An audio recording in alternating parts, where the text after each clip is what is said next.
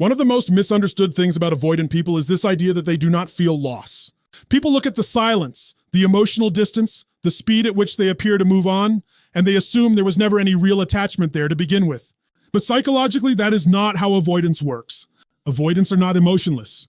In many cases, they feel deeply. The difference is that they are conditioned to disconnect from emotion before emotion can fully overwhelm them. So when you leave an avoidant or when they lose access to you emotionally, the first thing they often experience is not devastation. It is relief, and that confuses people. Because you are sitting there heartbroken, replaying memories, trying to understand what happened while they suddenly look lighter, calmer, more independent, maybe even happier. They throw themselves into work, routines, distractions, social activities. Some immediately seek novelty. Others become cold and analytical. And to the outside world, it looks like they escaped something heavy. But what they escaped was not you. They escaped emotional exposure. See, intimacy creates pressure inside the avoidant nervous system.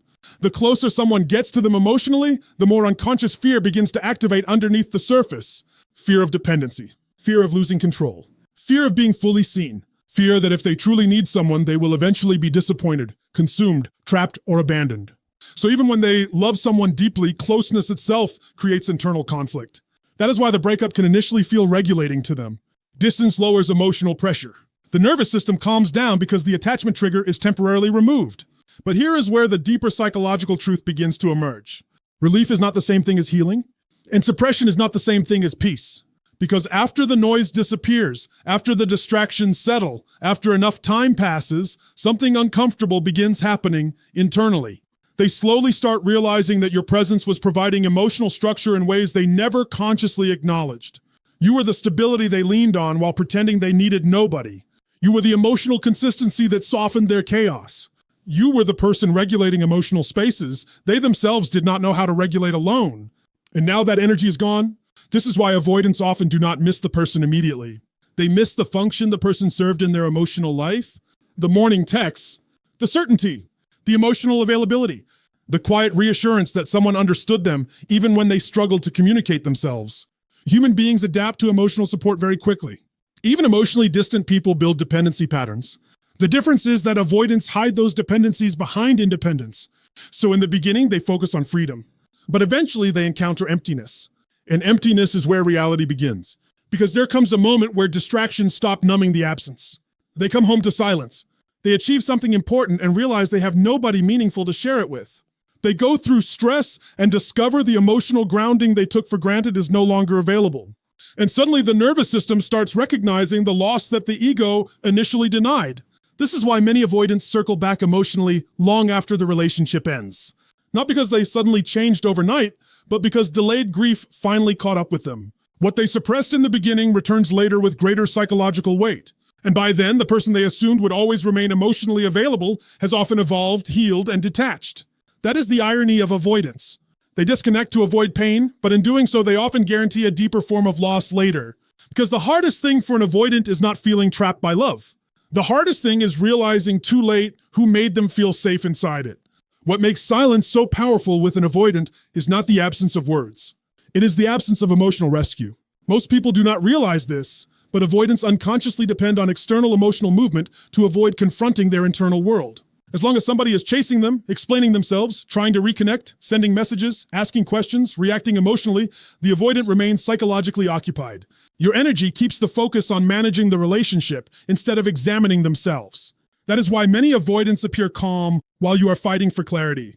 They are still engaged in a familiar dynamic, distance followed by pursuit. And in that cycle, they maintain control. They know the connection still exists because your emotional investment keeps proving it. Even if they do not consciously admit this, part of their nervous system feels reassured by your continued presence. But the moment you truly go silent, the entire psychological structure changes. Not performative silence. Not silence designed to manipulate. Real silence. The kind that comes from emotional detachment. The kind where you stop trying to convince somebody to value you. The kind where your energy no longer reaches toward them at all. That silence becomes psychologically loud. Because now the avoidant loses the distraction they were using to escape themselves. And this is where something extremely important happens. Human beings can suppress emotion when stimulation is available. We distract ourselves with work, attention, routines, entertainment, new people, endless movement. But eventually every nervous system returns to itself. Every person meets themselves in the quiet. And for avoidants, the quiet can become deeply uncomfortable because unresolved emotional material begins rising to the surface. The memories return. The guilt returns. The unresolved conversations return. The awareness of their own emotional limitations begins creeping into consciousness. And suddenly, there is nobody there buffering them from that confrontation. You see, many avoidants are not running from other people as much as they are running from vulnerability inside themselves. They learned early in life that emotional dependence felt unsafe. So they built an identity around self-protection. Independence became survival. Emotional control became security. Distance became safety. But the problem with emotional avoidance is that whatever you refuse to process does not disappear. It waits, and silence removes the escape routes. When you stop reacting, the avoidant loses access to the emotional mirror they unconsciously used for regulation. Most relationships operate like emotional ecosystems. People stabilize each other in ways they barely notice while the connection exists. Your reassurance, your effort, your consistency, your emotional availability, all of it was helping maintain a certain equilibrium inside them. Now imagine that suddenly disappearing. At first, the ego says, "I'm fine." But deeper psychological systems begin asking different questions. Why does the silence feel heavy? Why does their absence suddenly feel permanent? Why am I thinking about someone I claimed I needed space from? And here's the deeper irony. Your silence often forces more emotional reflection than your words ever did. Because when people are constantly defending themselves, explaining themselves, or reacting emotionally, the avoidant can stay externally focused. But silence removes the argument. It removes the noise. It removes the emotional stimulation that allowed them to avoid introspection. And in that stillness, truth becomes harder to outrun. This is why silence changes power dynamics psychologically. Not because silence is a game, but because emotional withdrawal exposes reality. It reveals who was carrying the emotional labor. It reveals who was relying on the other person's energy for stability. It reveals how much someone depended on your presence without fully appreciating it while you were there. And eventually, many avoidants come face to face with the realization they spent years trying to avoid. The person they pushed away was also the person helping them feel emotionally anchored. That is the painful contradiction of avoidance. The walls that protect them from vulnerability also isolate them from the very connection they secretly crave. And sooner or later, silence forces them to hear the echo of their own emptiness. One of the strangest psychological dynamics in avoidant attachment is that they often understand the value of a relationship only after the relationship is no longer emotionally available to them. While they are inside the connection, intimacy feels overwhelming. Expectations feel heavy. Vulnerability feels dangerous. The closer somebody gets to them emotionally, the more their nervous system begins searching for distance, flaws, pressure, imperfections, anything that helps them reduce the intensity of emotional closeness.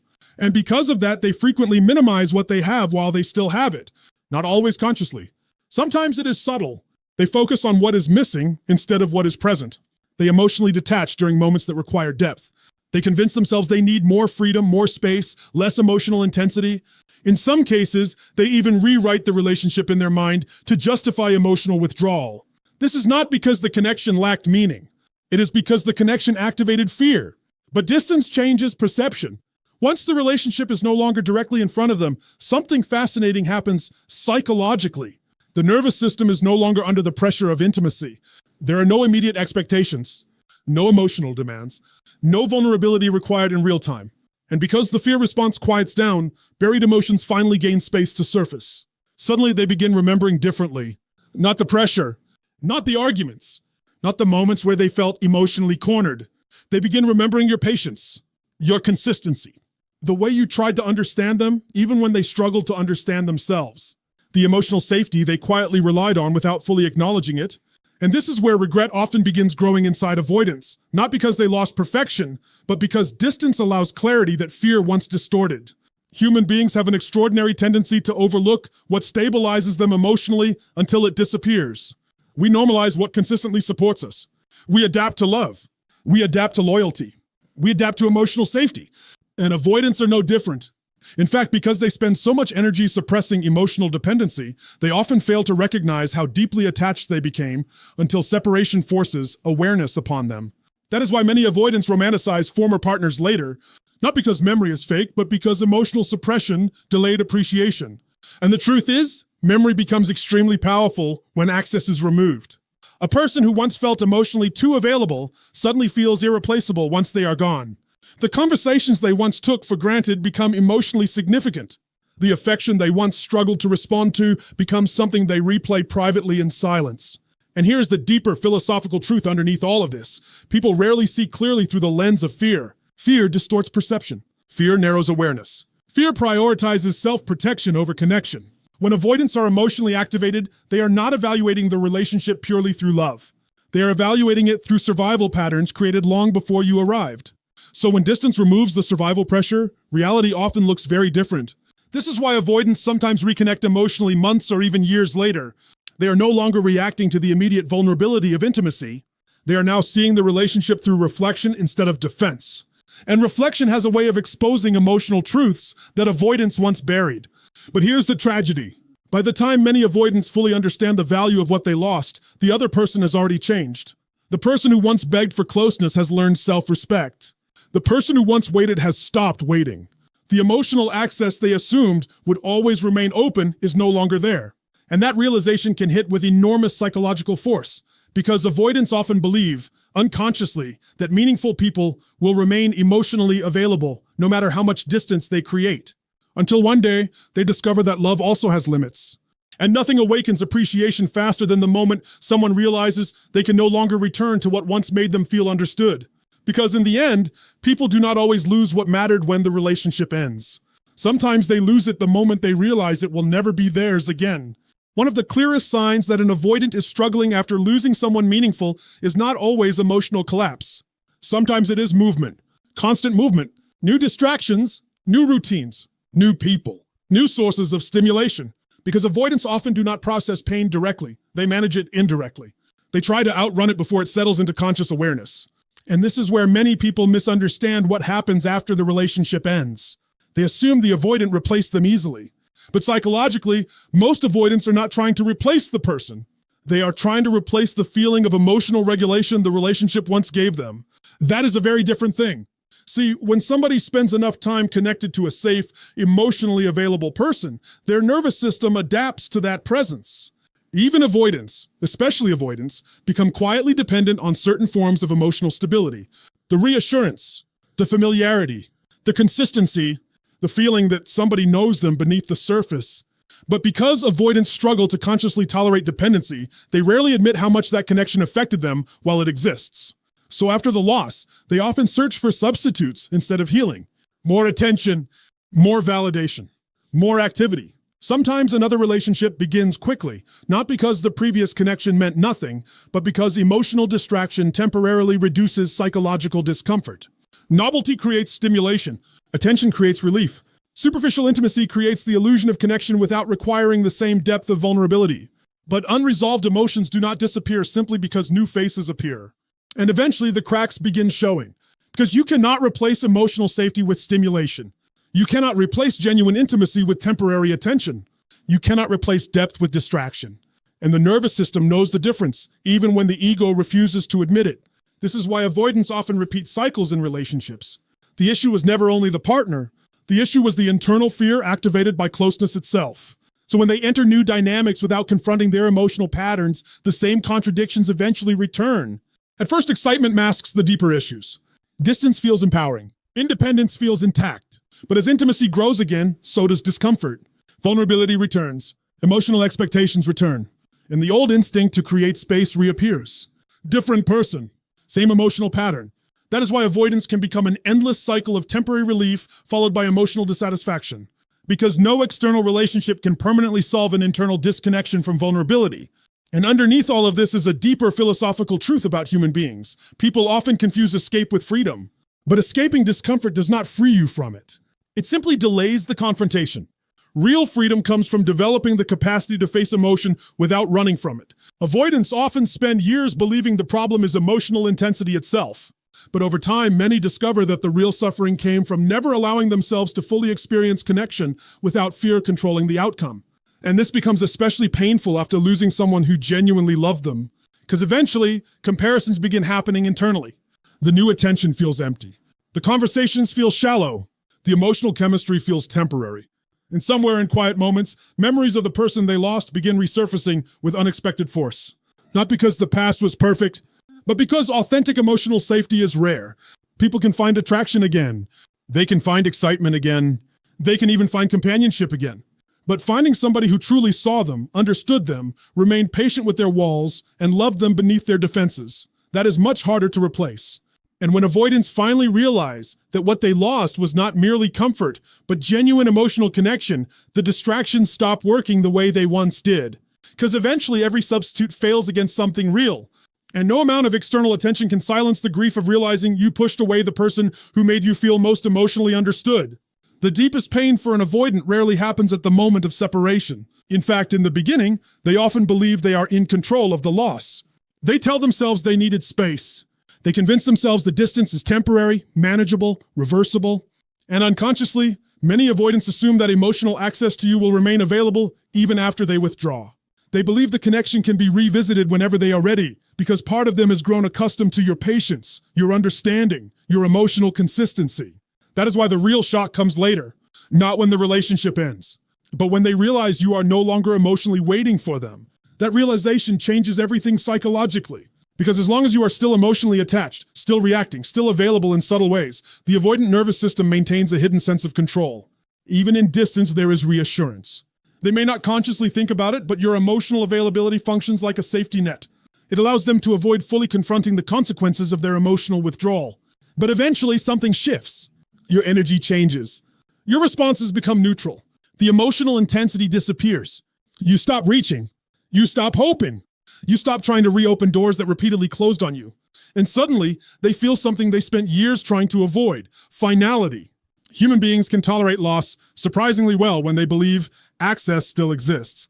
But permanence creates a completely different emotional reality.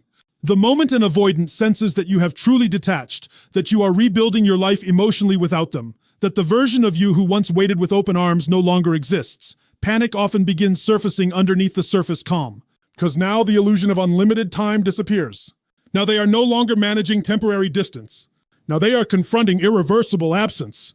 And psychologically, this can become devastating for avoidants because they often process grief in delayed waves. What they suppressed earlier returns with accumulated emotional weight. Memories become sharper. Regret becomes heavier. And the emotional defenses that once protected them begin collapsing under the realization that the connection is genuinely gone. This is why avoidants sometimes reappear unexpectedly long after relationships end. Not always because they fully transformed, but because the emotional reality finally became undeniable. The person they thought would always remain emotionally reachable has moved forward. The emotional home they quietly depended on is no longer open. And here's the painful irony. Many avoidants do not fully understand the depth of their attachment until they lose the possibility of reconnection. As long as love remains accessible, they focus on preserving independence. But once love becomes inaccessible, attachment suddenly becomes visible.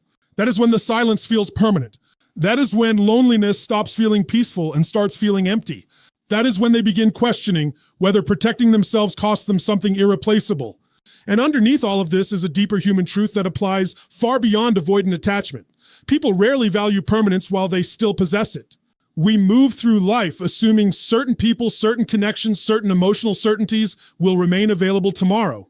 And because of that assumption, we delay vulnerability, we delay honesty, we delay appreciation, until reality removes the option entirely. Then awareness arrives all at once. For the avoidant, this moment can become profoundly destabilizing because it forces confrontation with the very thing they spent their lives avoiding: emotional accountability. Not blame, not shame, accountability. The recognition that intimacy requires presence, emotional risk, and vulnerability, and that protecting yourself from loss can sometimes create the exact loss you feared most. And by the time this realization fully settles in, the person they lost is often no longer looking backward. They are healing, growing, building peace without the avoidance presence. And nothing hurts more than realizing too late that the person who once fought hardest to stay has finally learned how to let go. Because in the end, the greatest heartbreak for an avoidant is not losing love. It is realizing they lost someone who was willing to love them through the walls they never learned to lower. So when you step back and look at the entire pattern, you begin to realize something incredibly important about avoidance. Their greatest battle was never truly with you.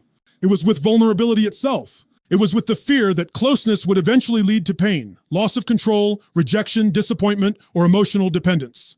And because of that fear, they spent so much energy protecting themselves from emotional exposure that they often failed to fully experience the very connection they secretly longed for.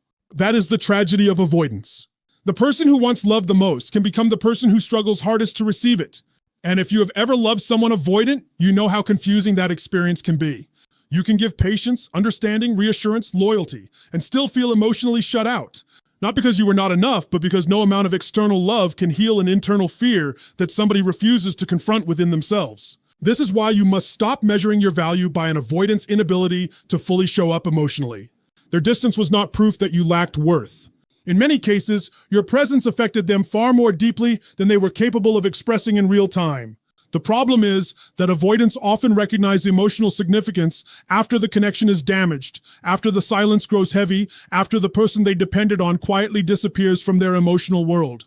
And by then, life has already moved forward, because eventually every person reaches a moment where they must choose between protection and connection, between ego and vulnerability, between emotional control and emotional truth. Some people spend years running from intimacy only to discover that loneliness feels far heavier than vulnerability ever did. And that is why your healing matters so much. Not because healing makes someone regret losing you, not because healing becomes revenge, but because healing breaks the cycle where your worth depends on somebody else's emotional readiness. The moment you stop chasing validation from emotionally unavailable people, you reclaim your power. You stop trying to force connection where fear keeps sabotaging it. You stop abandoning yourself in order to keep somebody else comfortable. And instead, you begin building a life rooted in self-respect, emotional clarity, and peace. Because real love does not require you to shrink yourself to avoid triggering somebody's fear of intimacy. Real love requires presence, honesty, emotional courage, and the willingness to stay open even when vulnerability feels uncomfortable. At the end of the day, losing you may eventually force the avoidant to confront truths they spent years escaping. They may finally see your value. They may finally understand the safety, patience, and emotional grounding you brought into their life. But your purpose is not to wait around for somebody else's awakening. Your purpose is to keep growing, keep healing, keep becoming somebody who no longer begs for the bare minimum of emotional presence. Because the most powerful transformation is not when an avoidant finally realizes your worth. It is when you realize your worth never depended on their ability to see it.